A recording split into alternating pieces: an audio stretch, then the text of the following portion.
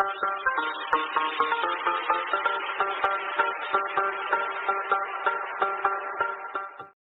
IXe siècle, la France subit de nouvelles invasions.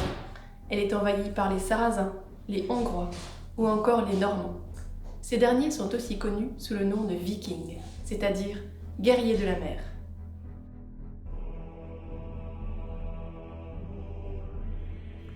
Les Normands, hommes du Nord, venaient de Scandinavie, du Danemark, de la Suède et de la Norvège actuelle. Ils étaient des marins et des guerriers bien sûr, mais aussi des commerçants qui négocièrent avec les peuples d'Europe et allèrent jusqu'en Orient. Vers la fin du 8e siècle, la population scandinave augmente et cela pousse certains d'entre eux, les Vikings, à partir à l'aventure. Pourquoi partent-ils ? Ils souhaitent tout d'abord conquérir des terres, au climat et aux conditions moins hostiles que les leurs. Certains veulent en effet s'établir comme agriculteurs dans les régions conquises. Mais ils sont bien sûr mus par l'esprit d'aventure et la soif de l'or. Ils savent que les villes et les abbayes regorgent de richesses qu'ils convoitent. Les chefs vikings sont souvent membres de familles aristocratiques, parfois cadets de famille.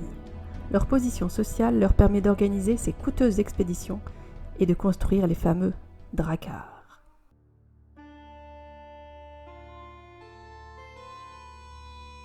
Le secret de la réussite des Vikings ? Leurs fameux dracars. Ils furent leur arme absolue. En effet, les Vikings naviguaient par petites bandes et avaient les mêmes armements que les Francs. Ce sont leurs navires et leur manière d'attaquer qui ont fait la différence. Leurs bateaux, appelés dracars, étaient construits en bois. Ils étaient légers et les plus rapides de l'époque. Ils comportaient une unique voile carrée ainsi que des rames. Un dracar pouvait contenir 20 à 40 guerriers et donc autant de rameurs. Ce double système voile-rame était très ingénieux. En mer, les Vikings déployaient leurs voiles. Pour remonter les rivières, ils pouvaient se servir des rames. Les rames étaient également bien utiles si les vents étaient défavorables. Elles permettaient une plus grande maniabilité des bateaux lors des batailles navales, et elles aidaient à s'enfuir plus rapidement si besoin. Les proues des dracars étaient souvent décorées de têtes de dragon ou d'êtres fantastiques pour effrayer l'ennemi. Les Francs ont évoqué dans leurs récits ces proues monstrueuses qui les terrifiaient. Ces créatures avaient aussi un rôle magique, et les Vikings se mettaient sous leur protection. Le fond des dracars était plat. Comme cela, les guerriers pouvaient s'échouer facilement sur les plages de sable, et ils pouvaient remonter sans difficulté des rivières peu profondes. Ils accostaient où bon leur semblait, et n'avaient pas besoin de trouver de port pour débarquer. Ces bateaux mesuraient jusqu'à 30 mètres de long, pesaient 9 tonnes. Leur mât de 10 à 13 mètres de haut pouvait s'abaisser quand il offrait trop de prise au vent, ou quand les Normands voulaient arriver par surprise. On estime la vitesse d'un dracar à 10 nœuds. En une journée, les hommes parcouraient jusqu'à 200 km. Les traversées étaient vraiment éprouvantes, car il n'y avait à bord ni cale ni cabine. À l'occasion, une simple tente pouvait juste y être dressée. Le bateau n'étant pas haut, les marins devaient souvent écoper, car l'eau y rentrait abondamment. On peut donc souligner le courage, l'audace, la témérité, l'endurance et la bonne condition physique de ces hommes souvent jeunes qui allaient nous envahir. Les attaques des Vikings dans leurs dracars sont souvent couronnées de succès et répandent la terreur dans le royaume franc. Les Francs étaient en effet plus habitués aux combats terrestres qu'aux batailles navales. Les Vikings effectuent des raids surprises, courts et efficaces. Ils remontent les fleuves et rivières et attaquent le pays de l'intérieur. Ils remontent ainsi les cours d'eau qui se jettent dans la Manche, dans l'Atlantique ou dans la mer du Nord. La Seine, la Loire, la Garonne, l'Escaut, la Somme ou encore la Charente. Ils accostent, pillent, villages, abbayes et repartent avec du butin. Or, troupeaux, récoltes, femmes, enfants. Non sans avoir incendié le village avant leur départ. À Nantes, ils mettent le feu à la cathédrale et massacrent l'évêque. Ils exigent aussi des rançons.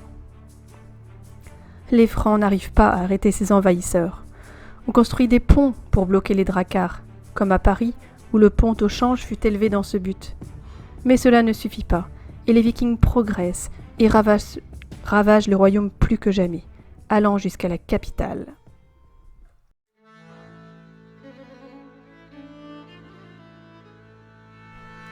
Au IXe siècle, le cœur de la ville de Paris est l'île de la Cité. une île de la Seine qui est juste reliée aux rives par 2 ponts. L'île de la Cité a déjà été dévastée et pillée à 3 reprises par les Normands. Le roi Charles le Chauve ordonne qu'on renforce les défenses de la ville et que l'on construise 2 grandes tours pour protéger l'accès aux ponts. On resserre aussi les piles des ponts pour contrôler le passage des dracars. En 886, 700 dracars vikings se dirigent vers Paris, menaçant. Le comte de Paris, Eudes, organise la défense. Les vikings incendient leurs propres bateaux qu'ils lancent contre les ponts afin de les enflammer. Heureusement, le courant de la Seine renvoie les embarcations vers les agresseurs.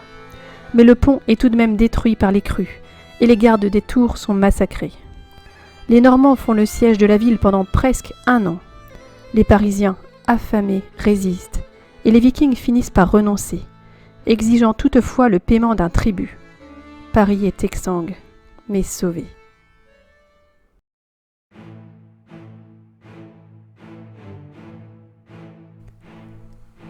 Les Vikings finissent par s'installer en permanence à l'embouchure de la Seine, dans la région que l'on appelle la Neustrie, à l'ouest de Paris. C'est la Normandie actuelle. Ils ne repartent plus systématiquement en Scandinavie après leur raid. Ils partent de là pour piller les différentes régions de France. Cela ne peut plus durer. Le roi Charles le Simple trouve alors le moyen que ces incursions vikings cessent. Lors du traité de Saint-Clair-sur-Epte, en 911, il donne une partie de cette grande province de la Neustrie au chef des Vikings, Rollon, qu'il nomme duc de cette région, qu'on va appeler la Normandie. En échange, il lui demande de l'aider à protéger son royaume. Rollon se fait baptiser et prend le nom chrétien de Robert. L'ancien chef viking rétablit la paix dans son duché, fait reconstruire les villages, les abbayes. La Normandie devient une prospère contrée. Cette statue représentant Rollon se trouve à Rouen. On y voit Rollon désignant du doigt la terre qu'il a conquise, la Normandie. Rollon a un descendant célèbre, Guillaume le Conquérant. Le sang viking coula dans ses veines. Il eut soif comme son ancêtre d'aventure et de mer, et entreprit de conquérir l'Angleterre. Mais ceci est une autre histoire.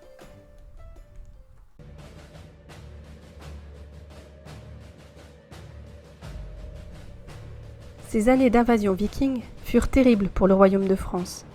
L'insécurité constante des routes gêna le commerce. La population ne se sentait pas défendue et protégée par le pouvoir royal. Les soldats du roi ne pouvaient arriver à temps pour défendre les paysans de ces attaques. Ces derniers se mirent alors sous la protection de petits seigneurs locaux qui disposaient d'armées et qui construisirent des forteresses.